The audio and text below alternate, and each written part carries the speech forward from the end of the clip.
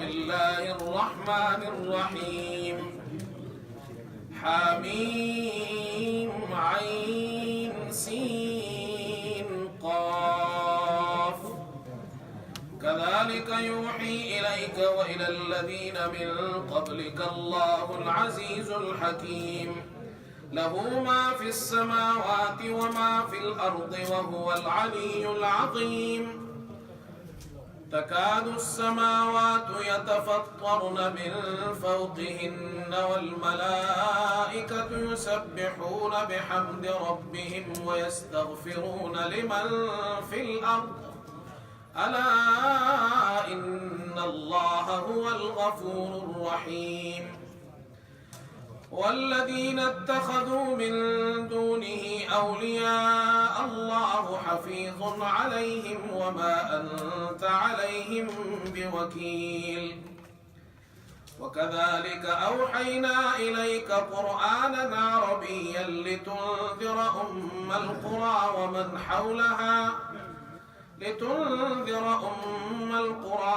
حولها وتنذر يوم الجمع لا ريب فيه فريق في الجنة وفريق في السعير صدق الله العظيم. آج الحمدللہ 25واں سپارہ مکمل ہو گیا.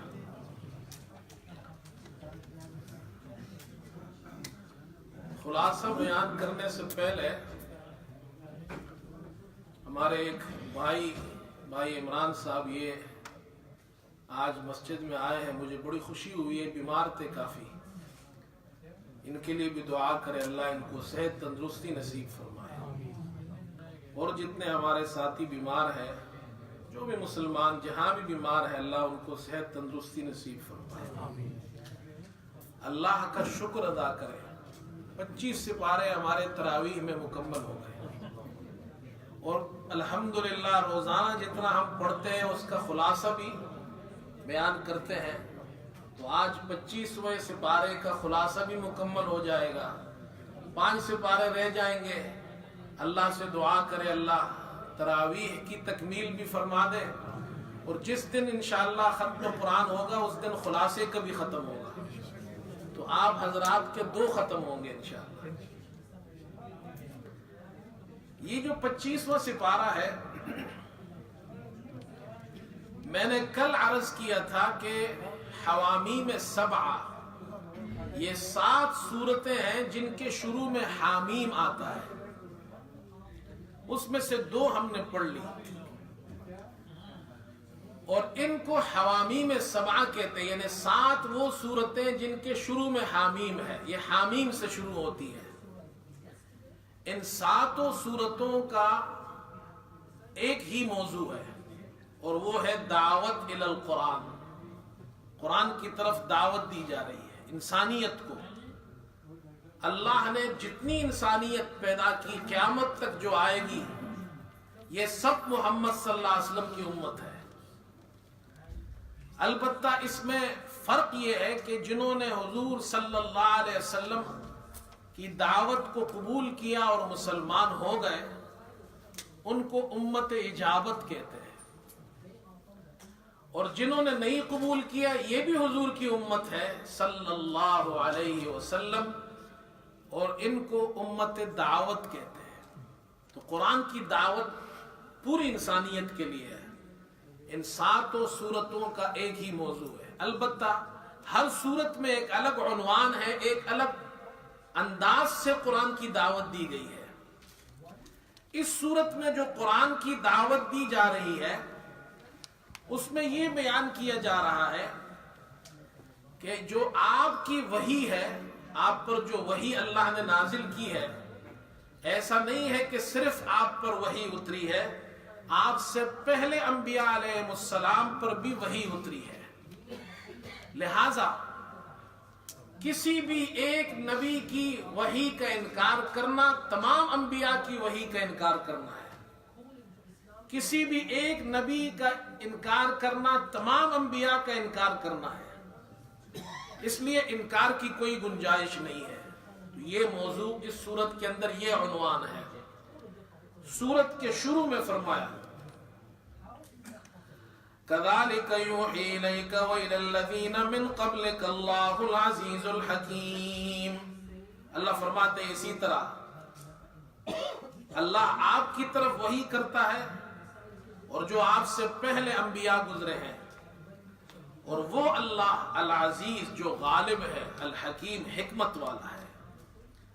इसी तरह इसी रुकू के आयत नंबर 7 में फरमाया वकज़ालिका औहयना इलैका क़ुरआनन अरबिय्या, और इसी तरह आपके तरफ कुरान नाजिल किया गया अरबी ज़बान में, क्योंकि कुरान के पहले मुखातब अरबी थे, अरब थे, तो इसलिए कुरान को अरबी ज़बान में नाजिल किया गया। जिनको कुरान सबसे पहले सिखाया जा रहा है वो अरब है, इसलिए अरबी ज़बान में होगा। और फिर वहां से कुरान पूरी दुनिया में सहाबा इकराम ने फैला दिया, अल्लाह के रास्ते में निकल गए, और यही कुरान पूरी दुनिया में उन्होंने फैला दिया। तो इसलिए अल्लाह ने कुरान अरबी ज़बान में नाजिल किया, लितुनज़िर उम्मुल क़ुरा व मन हौला, ताकि आप उम्मुल क़ुरा मक्के वालों को व मन हौला जो इसके इर्द गिर्द है उनको डराए, अल्लाह का पैगाम पहुंचाए। तो मक्का और उसके इर्द गिर्द में पूरी दुनिया है, मशरिक मगरिब शिमाल जुनूब, ये कुरान सबके लिए अल्लाह ने उतारा है। अगले रुकू के अंदर अब ये कहा जा रहा है कि वही का जो सिलसिला है ये तो अल्लाह ने पहले दिन से अंबिया अलैहिमुस्सलाम से जब अल्लाह ने शुरू किया है, तो उसमें पहली मिसाल अल्लाह ने दी है हजरत नूह अलैहिस्सलाम की।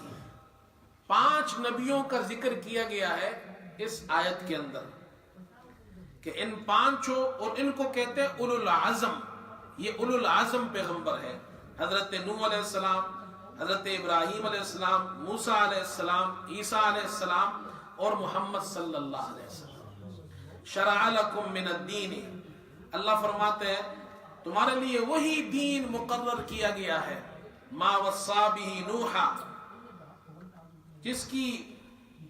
जिसका हुक्म अल्लाह ने नूह को दिया, वल्लज़ी औहयना इलैक, और जो आपके तरफ वही की गई, मोहम्मद सल्लल्लाहु अलैहि वसल्लम आ गए इसमें, वमा वस्सैना बिही इब्राहीम, और जिसका हुक्म हमने हजरत इब्राहीम को, व मूसा व ईसा, हजरत मूसा और ईसा को दिया, अन अकीमुद्दीना वला ततफर्रकू फी, इस दीन पर कायम रहो और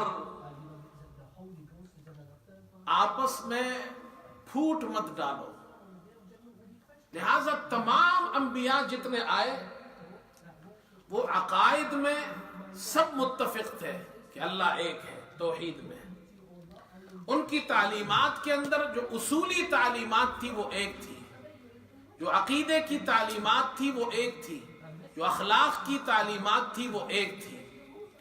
हजरत नूह अलैहिस्सलाम से अल्लाह ने आगाज किया है, हालांकि उनसे पहले आदम अलैहिस्सलाम भी गुजरे हैं, लेकिन हजरत नूह अलैहिस्सलाम वो नबी है जहां से शरई अहकाम का आगाज हुआ। आदम अलैहिस्सलाम से लेकर नूह अलैहिस्सलाम तक तकरीबन 1000 बरस का जमाना है, ये इब्तिदाई जमाना था, और उस वक्त अल्लाह का कोई अजाब नहीं आया। वो यूं समझ ले इंसानियत की बचपन का जमाना था। नूह अलैहिस्सलाम से पहले फिर लोगों ने शिर्क शुरू कर दिया, और वो 5 बुजुर्ग थे जिनका जिक्र सूरह नूह में आएगा इंशाअल्लाह। वक़ालू ला तज़रुन्न आलिहतकुम वला तज़रुन्न वद्दन वला सुवाअन वला यगूसा व यऊक व नसरा। वद, सुवा, यगूस, यऊक, नसर 5 बुजुर्ग थे। हजरत इदरीस अलैहिस्सलाम के शागिर्द थे। इनके इंतकाल के बाद शैतान आया और उसने कौम को गुमराह किया और कहा ये नेक हस्तियां थी, उनका एहतराम करो और उनकी मुजस्समे तस्वीरें बनाकर बाहर रखो। उन्होंने बाहर रख दी है। वो कौम गई तो अगली कौम से कहा इनको इबादत खानों में अंदर ले जाओ, तो वो अंदर ले आई। अगली कौम आई तो उनसे कहा इनकी पूजा करो, इनकी इबादत करो, तो शिर्क का आगाज हो गया। हजरत नूह अलैहिस्सलाम پھر اللہ نے بھیجے، یہ پہلے رسول ہیں جنہوں نے توحید کی دعوت دی، اور ان پر تکلیفیں آئی، 950 سال تک انہوں نے دعوت دی۔ اس لیے اللہ سمجھا رہے ہیں کہ یہ تکلیف صرف آپ پر نہیں آئی، آپ سے پہلے نوح علیہ السلام کے زمانے سے یہ مسئلہ چلتا آ رہا ہے۔ جس پیغمبر نے بھی توحید بیان کی ہے انہیں پتھر کھانے پڑے ہیں، انہیں تکلیف اٹھانی پڑی ہے۔ اس کے بعد سمجھایا جا رہا ہے کہ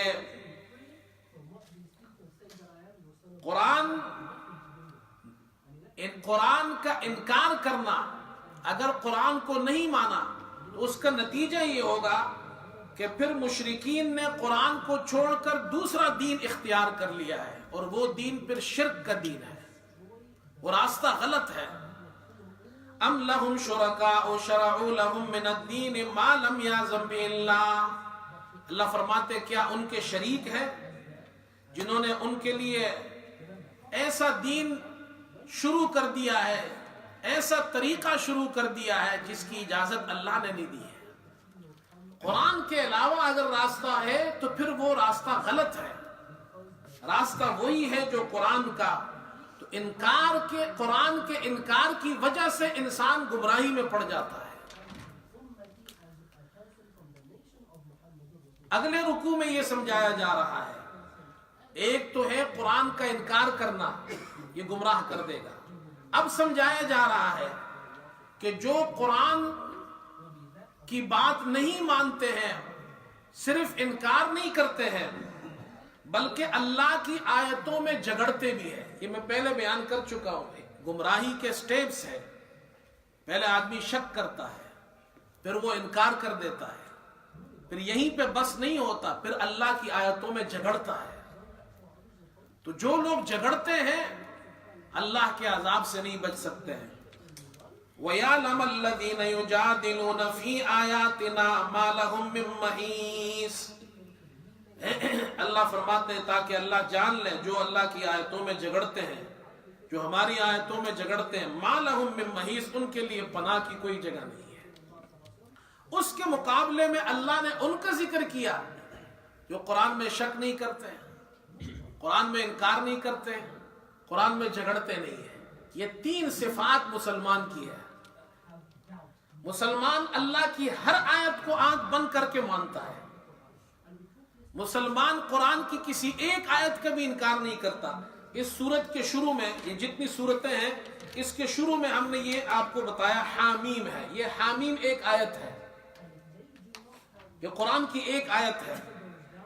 یہ حامیم قرآن کی ایسی آیت ہے، اس طرح اور بھی آیتیں ہیں جس کا معنی ہمیں سمجھ میں نہیں آتا، لیکن ہم اس کا انکار نہیں کر سکتے۔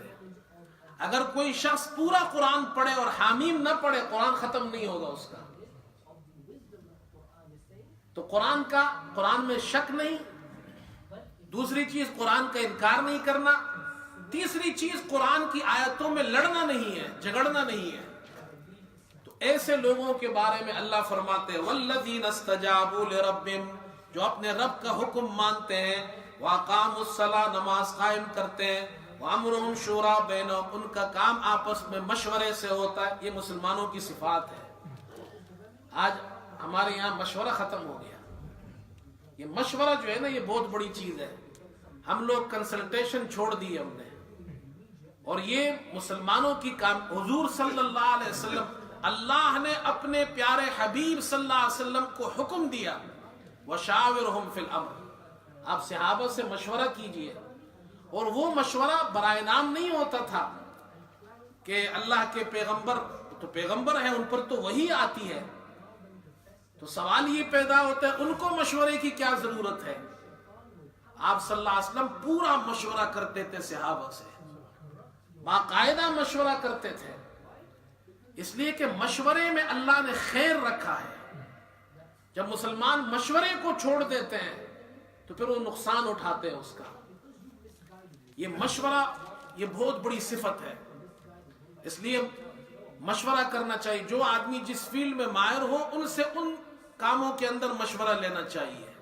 وہ قوم کامیاب ہوتی ہے جو مشورہ کرتی ہے۔ یہاں آپ نہیں دیکھتے اس ملک کے، یہ تو میں ہمیشہ آپ سے کہتا ہوں، اس ملک کے اندر جو سسٹم ہے، جو ان کا طریقہ کار ہے، اس کی کامیابی کا راز یہ ہے کہ یہ لوگ مشورے کرتے ہیں.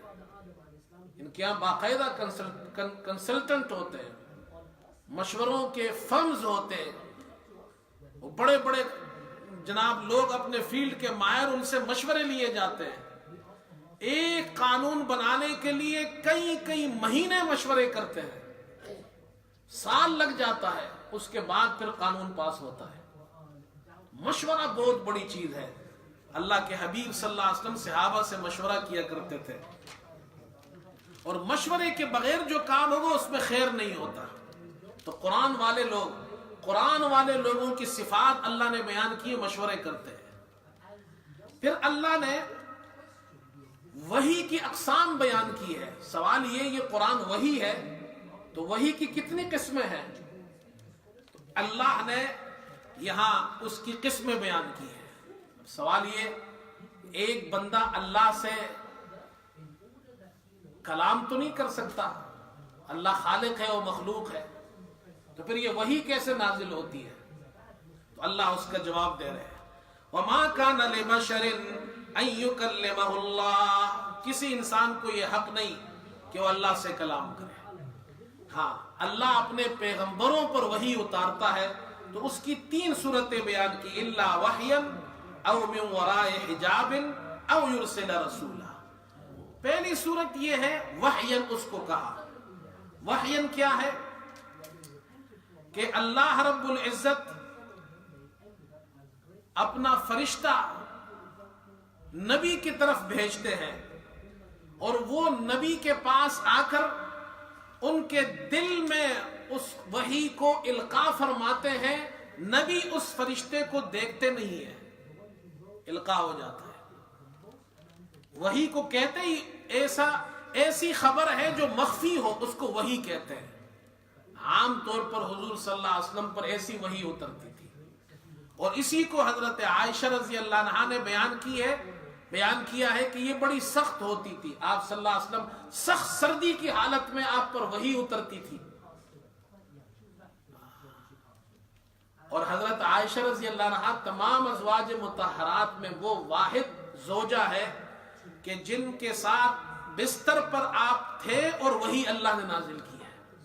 یہ اعزاز کسی اور کو نہیں ملا. تو آپ وہ فرماتی ہیں کہ وہ وہی ایسی ہوتی تھی کہ سخت سردی میں بھی آپ پر پسینہ آ جاتا تھا. دوسری صورت ہے او من وراء حجاب. اللہ حجاب کے پیچھے، پردے کے پیچھے سے کلام فرماتے ہیں. جیسے اللہ رب العزت نے حضرت موسیٰ علیہ السلام کے ساتھ کلام فرمایا، ان کو کلیم اللہ کہا جاتا ہے. وہ حجاب پردے کے پیچھے سے.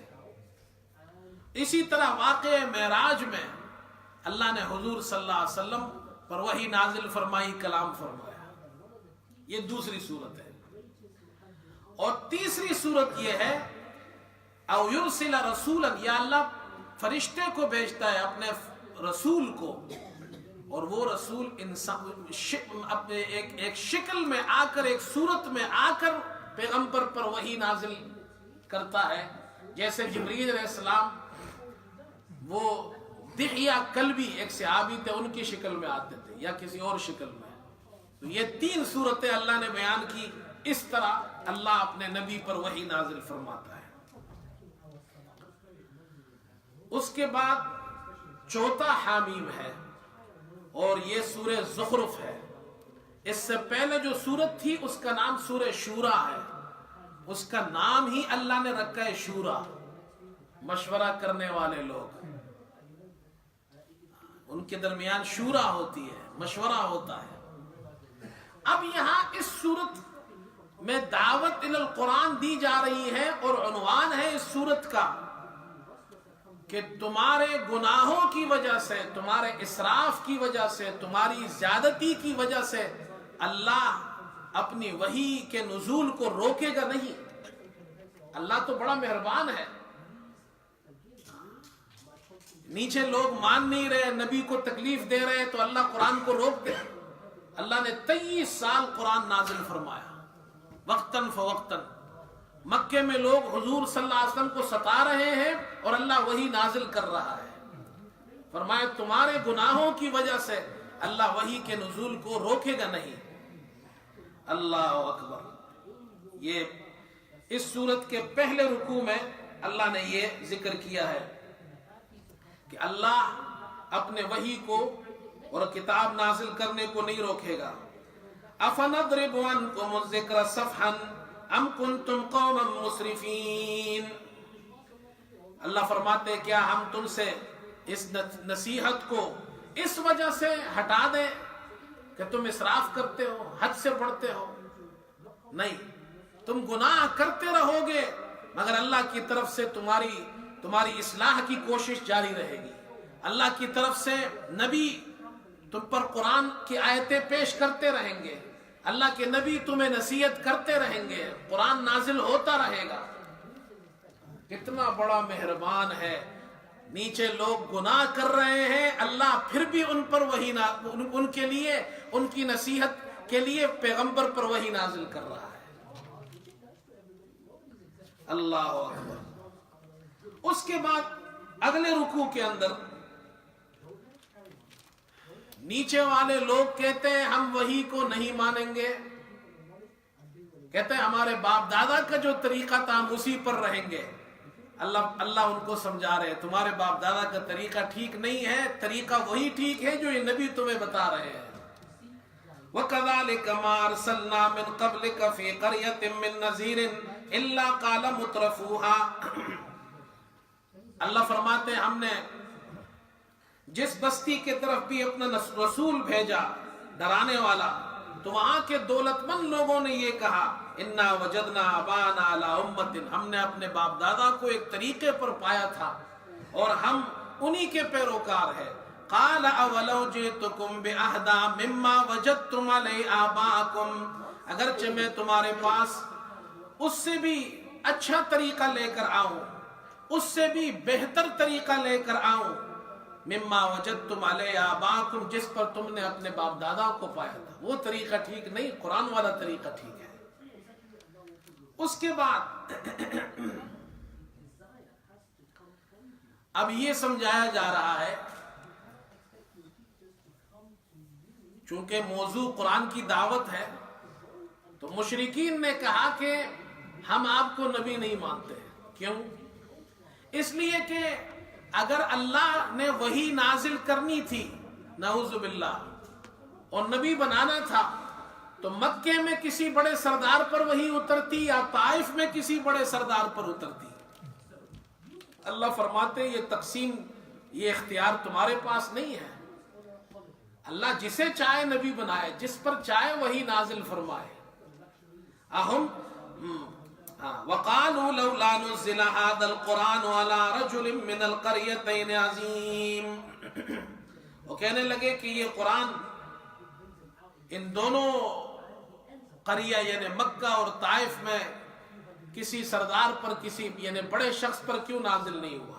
اَهُمْ يَقْسِمُونَ رَحْمَةَ رَبِّكَ, کیا وہ آپ کے رب کی رحمت کو تقسیم کرتے ہیں؟ تقسیم کا اختیار ان میں نہیں ہے, ان کے پاس نہیں ہے. نبوت تو بڑی چیز ہے. نحن قسمنا بینہم معیشتہم فی الحیات الدنیا, ان کی دنیا کی زندگی میں ان کی روزی بھی ہم نے تقسیم کی ہے, یہ بھی ان کے اختیار میں نہیں ہے. روزی تو اللہ دیتا ہے, جسے چاہے جتنا دے. یہ تقسیم اللہ نے کسی کو ہاتھ میں نہیں دی ہے. اسی طرح نبوت کی تقسیم بھی کسی کے ہاتھ میں نہیں ہے. پھر آگے فرمایا, اب دیکھو اللہ پیار سے سمجھا رہے ہیں, مان لو اس قرآن کو. نہیں مانو گے تو پھر شیطان تمہیں گمراہ کر دے گا. وَمَن يَعْشُ عَن ذِكْرِ الرَّحْمَٰنِ نُقَيِّضْ لَهُ شَيْطَانًا فَهُوَ لَهُ قَرِينٌ, اور جو اللہ کی یاد سے غافل ہوتا ہے, نُقَيِّضْ لَهُ شَيْطَانًا, تو ہم ان کے لیے ہم اس کے لیے ایک شیطان متعین کر دیتے ہیں, وہ اس کا ساتھی بن جاتا ہے. اگر تم نبی کی بات نہیں مانو گے, قرآن کو نہیں مانو گے, شیطان کے دوست بن جاؤ گے. تو قرآن کے انکار کرنے کا بڑا نقصان یہ ہے کہ انسان شیطان کا دوست بن جاتا ہے. اللہ فرماتے ہیں شیطان کے دوست مت بنو. اور پھر اپنے حبیب صلی اللہ علیہ وسلم سے فرمایا فاستمسک بالذی اوحی الیک انک علی صراط مستقیم وانہ لذکر لک ولقومک. جو آپ پر وحی کی گئی ہے اسے مضبوطی سے پکڑیے، یعنی اسی پر عمل کیجیے، اور یہی سیدھا راستہ ہے. آپ انک علی صراط مستقیم، آپ سیدھے راستے پر ہیں. آگے اللہ نے بہت بڑی بات کی ہے پورے مسلمانوں کے لیے، وَإِنَّهُ لَذِكْرٌ لَكَ وَلِقَوْمِكَ. یہ آپ کے لیے اور آپ کی قوم کے لیے نصیحت ہے. یہ قرآن معنی یہ ہے قرآن مسلمان کے لیے بہت بڑا شرف ہے، عزت کی چیز ہے. مسلمانوں کی عزت قرآن کے اندر ہے. جب مسلمان قرآن کو چھوڑ دیں گے ذلیل ہو جائیں گے، اور ہو رہا ہے ایسا. جب تک مسلمان قرآن پر عمل پیرا تھے اللہ نے ان کو عزت عطا کی تھی. آگے فرمایا قرآن پر ہنسنا نہیں چاہیے، اس لیے کہ جو لوگ قرآن پر ہنستے ہیں اللہ پھر ان کو ذلیل اور رسوا کر دیتا ہے. چنانچہ اللہ نے موسیٰ علیہ السلام کا ذکر کیا وَلَقَدْ أَرْسَلْنَا مُوسَىٰ بِآيَاتِنَا إِلَىٰ فِرْعَوْنَ وَمَلَئِهِ فَقَالَ إِنِّي رَسُولُ رَبِّ الْعَالَمِينَ. اللہ نے حضرت موسیٰ کو نشانیاں دے کر فرعون اور اس کے سرداروں کے پاس بھیجا. انہوں نے اور موسیٰ علیہ السلام نے کہا میں رب العالمین کا رسول بن کر آیا ہوں. فَلَمَّا جَاءَهُمْ بِآيَاتِنَا إِذَا هُمْ مِنْهَا يَضْحَكُونَ. جب وہ ہماری آیتیں لے کر آئے ان کے پاس تو وہ لوگ ہنسنے لگے، مذاق اڑایا. قرآن پر مت ہنسو. گزشتہ لوگوں نے انبیاء کی تعلیمات پر ہنسی کی، اللہ نے ان کو غرق کر دیا. قرآن کی تعلیم. یہ ایک بات یاد رکھیں، یہ جو نوجوان بیٹھے ہوئے ہیں آج کل تو سوشل میڈیا کا زمانہ ہے، فیس بک ہے، واٹس ایپ ہے، پتہ نہیں کیا کیا چیزیں ہیں. مجھے تو بہت سی چیزوں کا علم بھی نہیں ہے. وہ ایک چیز اور ہوتی ہے اس کو کہتے ہیں سنیپ چیٹ. کیا کیا چیزیں آج کل نئی نکلی ہیں. اور بھائی ایک بات یاد رکھو، یہ لطیفے یہ جوکس ہمارے یہاں لوگ بہت پاس کرتے ہیں. تو اتنی بات یاد رکھو، دین کے بارے میں کبھی بھی کوئی لطیفے نہیں بناؤ.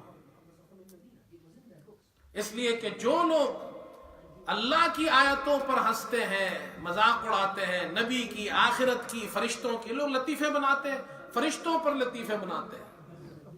یہ نہیں بناؤ. رسولوں پر لطیفے نہیں بناؤ، قرآن پر نہیں. یہ جائز نہیں ہے، اسلام میں ہی ہے.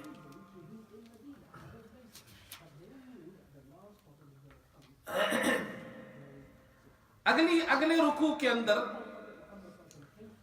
کفار کو ایک شبہ ہوا، انہوں نے ایک اعتراض کیا، اس کا جواب دیا جا رہا ہے. جواب یہ دیا جا رہا ہے کہ اللہ کے رسول صلی اللہ علیہ وسلم گزشتہ انبیاء کی تعریف کرتے تھے. قرآن میں اللہ نے انبیاء کی تعریف کی ہے، حضرت عیسیٰ علیہ السلام کی بھی کی ہے. ایک مرتبہ اللہ نے ایک آیت نازل فرمائی انکم وما تعبدون من دون اللہ حسب جہنم. تم اور تمہارے معبود جو اللہ کے سوا، یعنی یہ بت، یہ مورتیاں، یہ پتھر کے بت، یہ جہنم کا ایندھن ہے. قیامت کے دن اللہ ان بتوں کو، یہ جو بت ہیں ان کو بھی جہنم میں ڈالے گا، دکھانے کے لیے کہ تمہارے جھوٹے خدا بھی آج جہنم میں ہیں. تو مشرکین نے کہا کہ جی عیسیٰ علیہ السلام کو بھی تو خدا مانتے ہیں لوگ. تو اللہ نے اس کا جواب دیا ان الذین سبقت لهم من الحسنى اولئک عنہا مبعدون. وہ تو نیک ہستیاں ہیں، وہ کہاں جہنم میں ہوں گے، وہ تو جنتوں میں ہوں گے، وہ تو اللہ کے نیک بندے ہیں. تو مشرکین نے کہا کہ اچھا ہمارے بتوں کے بارے میں تو کہا جاتا ہے کہ یہ کچھ نہیں کر سکتے ہیں، اور عیسیٰ علیہ السلام کو لوگ خدا مانتے ہیں، ان کی تو تعریف ہو رہی ہے قرآن میں. تو کہنے لگے وَلَمَّا ضُرِبَ ابْنُ مَرْيَمَ مَثَلًا إِذَا قَوْمُكَ مِنْهُ يَصِدُّونَ. اور جب ابن مریم حضرت عیسیٰ علیہ السلام کی مثال بیان کی گئی اذا قومک منہ یصدون، تو آپ کی قوم کے لوگ اس پر کلکلا کر ہنسنے لگے.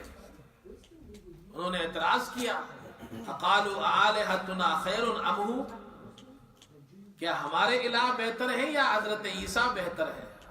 عیسیٰ علیہ السلام کی تو تعریف ہو رہی ہے اور ہمارے خداؤں کی نہیں ہو رہی۔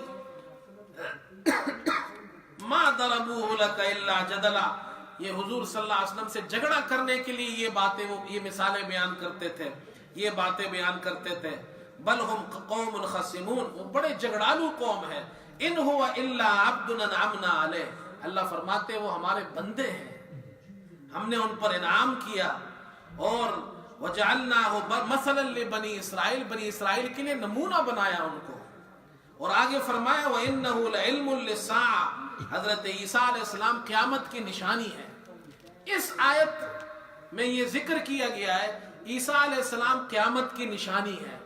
جس طرح قیامت کی اور بڑی نشانیاں ہیں، ان میں ایک نشانی حضرت عیسیٰ علیہ السلام ہے، قیامت سے پہلے آئیں گے اور وہ آسمانوں پر زندہ ہے۔ یہ ہمارا عقیدہ ہے۔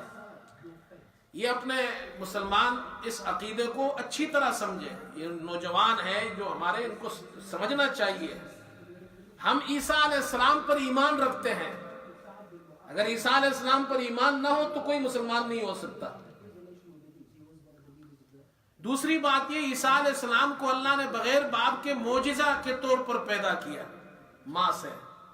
تیسری بات یہ کہ وہ خدا نہیں ہے، خدا کا بیٹا نہیں ہے، خدا کے رسول ہے۔ چوتھی بات یہ ہے کہ وہ فوت نہیں ہوئے دنیا میں، ان پر موت نہیں آئی، اللہ نے ان کو بچا لیا، آسمانوں پر زندہ اٹھایا۔ پانچواں عقیدہ یہ ہے کہ وہ عیسیٰ علیہ السلام قیامت سے پہلے آئیں گے، یہ عقائد میں سے ہے۔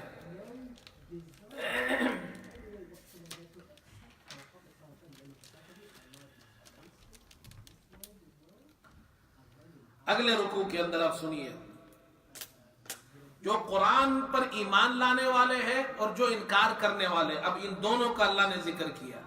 جو ایمان لانے والے ہیں وہ اللہ کے بندے ہیں، جو قرآن پر ایمان لانے والے ہیں، تو ان کے بارے میں اللہ پاک فرما رہے ہیں یا عباد لا خوف علیکم اليوم ولا انتم تحزنون، اے میرے بندو آج کے دن، قیامت کے دن، لا خوف علیکم اليوم ولا انتم تحزنون، تم پر کوئی خوف نہیں، ولا انتم تحزنون، نہ تم غمگین ہوئے، نہ تم پر کوئی خوف ہے۔ خوف ہوتا ہے مستقبل کا، آئندہ تمہیں کوئی خوف نہیں ہے، مزوں میں رہو گے۔ اور غم ہوتا ہے پاسٹ اور ماضی کا، ماضی کا تمہیں کوئی افسوس نہیں ہے۔ اور ان سے کہا جائے گا ادخلوا الجنت انتم وازواجکم تحبرون، تم اور تمہاری بیویاں، تم سب کے سب خوشیاں مناتے ہوئے جنت میں داخل ہو جاؤ۔ یطاف علیہم بصحاف من ذہب واکواب، اللہ تعالیٰ فرماتے ہیں ان کے سامنے سونے کے پیالے اور آب خورے پیش کیے جائیں گے، سونے کے پیالوں میں پانی شربت پیش کیا جائے گا۔ اور پھر مجرمین کا ذکر کیا جا رہا ہے، جو قرآن کو نہیں مانتے، جو قرآن میں شک کرتے ہیں، جو قرآن میں لڑتے ہیں، ان کے بارے میں ان المجرمین فی عذاب جہنم خالدون، ہمیشہ جہنم کے عذاب میں رہیں گے، نہ عذاب ان سے ہلکا کیا جائے گا۔ اللہ اکبر، اور وہ اسی عذاب میں مایوس پڑے رہیں گے، لا یفتر عنہم وہم فیہ مبلسون۔ اللہ اکبر، پھر جہنمیوں کا حال اللہ بیان کر رہے ہیں۔ وَنَادَوْا يَا مَالِكُ لِيَقْضِ عَلَيْنَا رَبُّكَ قَالَ إِنَّكُمْ مَاكِثُونَ، مالک جو ہے یہ جہنم کے داروغے کا نام ہے، تو وہ ان سے جہنمی جو قرآن کا انکار کرتے تھے، وہ ان سے کہیں گے، مالک سے کہ اللہ تعالیٰ سے کہو کہ اللہ ہمیں ایک مرتبہ اسی عذاب کے اندر موت دے کر ہمیں ختم کر دے، ہمارا خاتمہ ہو جائے۔ قال انکم ماکثون، تو وہ کہیں گے انکم ماکثون، تم ہمیشہ رہو گے، ختم نہیں ہوگے۔ عذاب ایسا ہوگا کہ یہ ان کا چمڑا، یہ سب کچھ جلس جائے گا، تو اللہ پھر پیدا کر دے گا۔ اور جہنمیوں کے بارے میں آتا ہے کہ ان کا جسم بہت بڑا ہوگا، جسم جتنا بڑا ہوگا عذاب بھی اتنا ہی شدید ہوگا، اور یہ عذاب چلتا رہے گا۔ اگر موت آ جائے تو عذاب تو ختم ہو گیا۔ پھر اگلی صورت ہے، آج تو ٹائم ذرا زیادہ ہو گیا لیکن یہ اس کو ختم کرتے ہیں۔ اگلی صورت ہے سورہ دخان. اس میں عنوان یہ ہے، وہی دعوت قرآن ہے، یہ بھی حامیم ہے، 5واں حامیم ہے یہ. اس صورت کے بالکل شروع میں اللہ نے ذکر کیا کہ اللہ نے انا انزلناہ فی لیلۃ مبارک، ہم نے ایک مبارک رات میں قرآن اتارا، ہم ہی ڈرانے والے ہیں. فیہا یفرق کل امر حکیم امرا من عندنا، ہر حکمت والا کام اس رات میں تقسیم ہوتا ہے ہمارے حکم سے. لیلۃ القدر میں قرآن اترا، اور لیلۃ القدر میں اللہ فرشتوں کو اگلے سال تک جو کچھ ہوتا ہے یا جو کچھ ہوگا اس کے جو اللہ کا فیصلہ ہے وہ اللہ رجسٹر ان کو دے دیتا ہے. اتنے لوگ مریں گے، اتنے لوگوں کا رزق ہوگا، اتنے لوگ حج کریں گے، اتنے لوگ شادی کریں گے، اتنے بچے پیدا ہوں گے، اتنے بچے اور اتنے لوگ فوت ہوں گے. یہ سارا ایک سال کا نظام اللہ پاک فرشتوں کے کو دے دیتا ہے. اب یہ سمجھایا اس صورت کا عنوان کیا ہے. قرآن لیلۃ القدر میں اترا، بڑی مبارک رات ہے.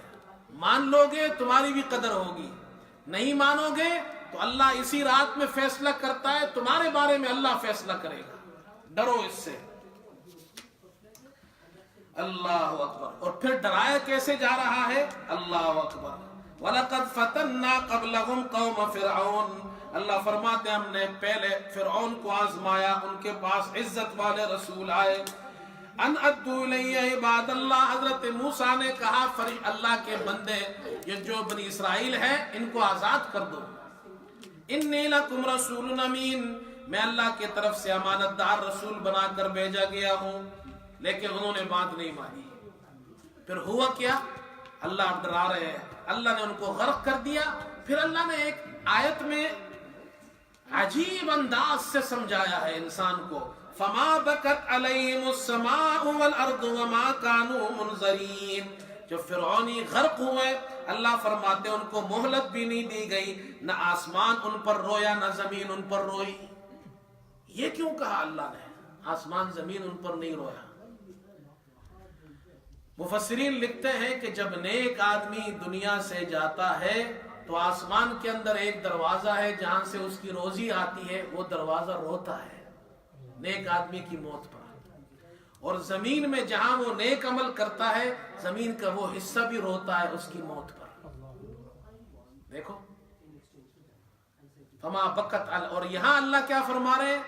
جو قرآن کے دشمن ہے، جو نبی کے دشمن ہے، اور فرعون کی مثال دی اس کی قوم کی. جب یہ غرق ہو رہے تھے، فرعون بڑا بادشاہ تھا، اس کی بڑی سلطنت تھی، سب کچھ تھا، لیکن یہ ایسے بدبخت لوگ تھے نہ آسمان ان پر رویا نہ زمین ان پر روئی. یہ میرے آپ کے سمجھانے کے لیے اللہ کہہ رہا ہے نیک لوگوں کی موت پر زمین روتی ہے. جہاں جہاں آپ نماز پڑھتے ہیں یہ حصے روتے ہیں کہ آج ہم پر وہ نماز پڑھنے والا، ہمارے اوپر بیٹھ کر قرآن پڑھنے والا، ہمارے اوپر بیٹھ کر ذکر کرنے والا. یہ جو ہماری مائیں بہنیں گھروں میں عبادت کرتی ہیں، وہ گھروں کے وہ حصے روتے ہیں، آسمان کا دروازہ روتا ہے. اللہ اکبر. اس کے بعد اگلا رکوع ہے، قوم تبع کا ذکر کیا. دنیا کے اندر صرف دنیا کی ٹیکنالوجی سے، دنیا کی چیزوں سے کامیابی نہیں ہوتی. اللہ سمجھا رہے مشرکین کو، اہم خیر ام قوم تبع، کیا یہ وہ بہتر ہے یا تبع؟ تبع یہ سبا جو ملک تھا اس کے بادشاہ کو تبع کہتے تھے. اللہ فرماتے ہم نے وہ مجرم تھے ان کو ہم نے ہلاک کر دیا. پہلے قصہ گزر چکا ہے. اللہ نے وہ جو ڈیم انہوں نے بنایا تھا، ان کے باغات تھے، اللہ نے ان کو ہلاک کر دیا. اللہ سمجھا رہے وہ تم سے بہتر تھے، یعنی تم سے زیادہ ترقی یافتہ لوگ تھے. تو صرف دنیا کے پیچھے مت پڑو. بڑی بڑی ترقی یافتہ قوموں کو اللہ نے تباہ کر دیا ان کے جرموں کی وجہ سے. اور پھر اللہ پاک سمجھا رہے ہیں جو عذاب، جو قرآن میں شک کرتے ہیں اب ان کے لیے عذاب ہے. ان شجرۃ الزقوم، بے شک زقوم کا درخت، طعام الاسیم، یہ بڑا کڑوا ہوتا ہے زقوم. یہ گنہگار، یہ جہنمیوں کا، گنہگاروں کا کھانا ہوگا. جہنم میں کھانا کیا ملے گا؟ زقوم. کالمہل یغلی فی البطون، اللہ فرماتے پگھلے ہوئے تانبے کی طرح، پگھلے ہوئے تانبے کی طرح پیٹ کے اندر کھولے گا. کغلی الحمیم، جیسے پکتا ہوا پانی ہوتا ہے اس طرح وہ پیٹ کے اندر ابلے گا۔ اللہ خذوہ فاعتلوا الی سواء الجحیم، اللہ فرمائیں گے ان کو پکڑو جہنم کے بیچ میں دھکیل دو۔ ثم صبوا فوق رأسی من عذاب الحمیم، پھر کھولتا ہوا پانی ان کے اوپر ڈال دو۔ اور آگے فرمایا ان المتقین، جو نیکوکار قرآن کو ماننے والے ہیں، تو بھائی یہ جو نوجوان ہے نا، یہ قرآن کو پڑھا کرو، قرآن کو سب سے پہلے سیکھو کہ قرآن پڑھتے کیسے ہیں۔ دوسری چیز ہے پھر قرآن کو سمجھو، قرآن کا ترجمہ اردو میں بھی ہے، انگلش میں بھی ہے، روزانہ تھوڑا تھوڑا پڑھو۔ قرآن سے کیا ملتا ہے؟ اللہ فرماتے ہیں فی مقام امین، امن کی جگہ میں ہوں گے، فی جنات و عیون، باغوں میں اور چشموں میں ہوں گے، یلبسون من سندس و استبرق متقابلین، باریک ریشم اور گاڑا ریشم وہ انہوں نے پہنا ہوگا، ایک دوسرے کے سامنے بیٹھے ہوں گے۔ اللہ فرماتے حور عین سے ہم ان کی شادی کرائیں گے۔ اللہ اکبر۔ اس کے بعد سورہ جاسیہ ہے، یہ چھٹا حامیم ہے، تو اس کے چند رکوع ہم نے پڑھے، انشاءاللہ یہ کل بیان ہوگا۔ اللہ عمل کی توفیق عطا فرمائے۔